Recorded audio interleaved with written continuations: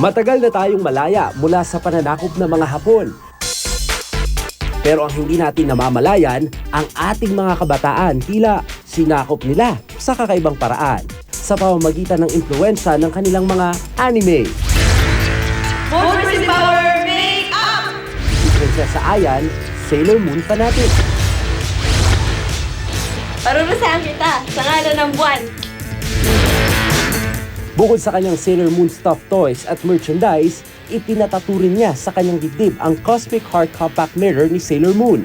Feeling ko kasi parang anytime kapag may problema or may kalaban, pwede ako mag-transform as Sailor Moon. Nung elementary to high school kasi, dala-dala ko laging compact niya, nasa bag ko. So ngayon hindi ko na kailangan magdala ng compact, na sa akin na talaga siya.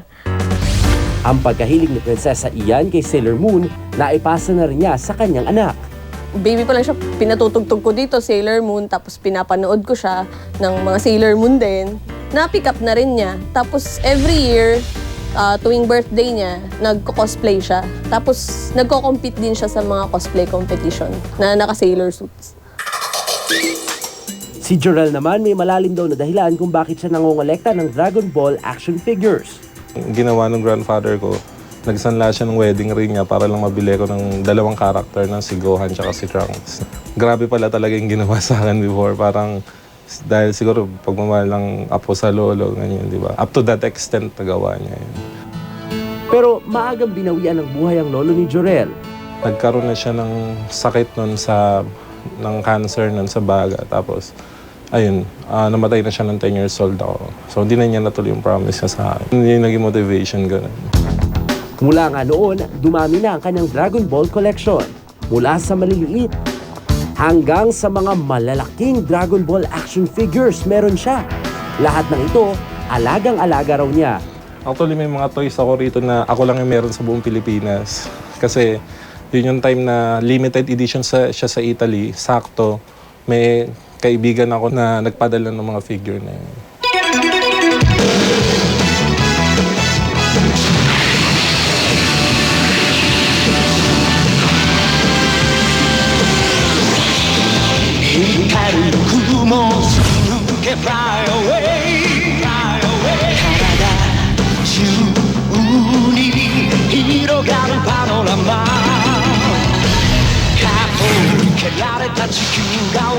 Ang kanyang koleksyon, nagkakahalaga na raw ngayon ng halos 200,000 pesos.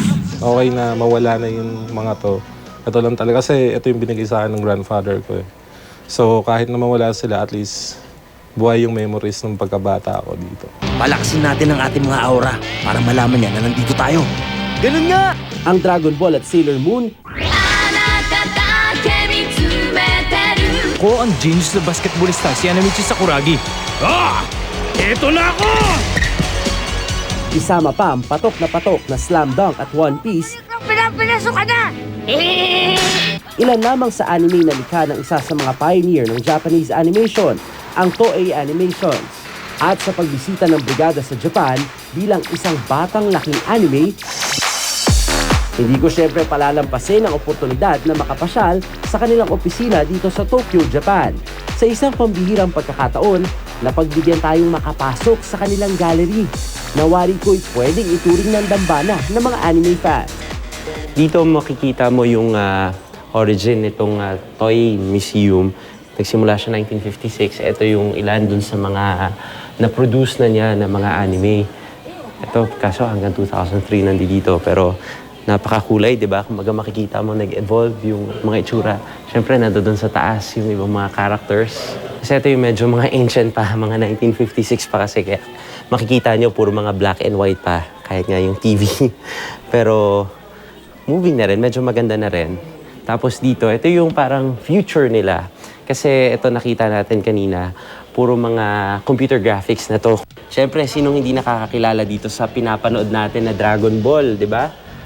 Mga sometime, mga 90s, napapanood ko na to, grade 2 pa lang ako, o grade 1. Hanggang ngayon, napapanood pa rin natin yung Dragon Ball.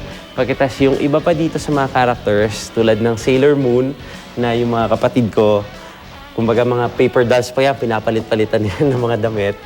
Kaya sikat na sikat talaga, kumbaga naging parte rin talaga ng ating paglaki bilang mga bata itong mga animes na to. Kaya malapit sa puso.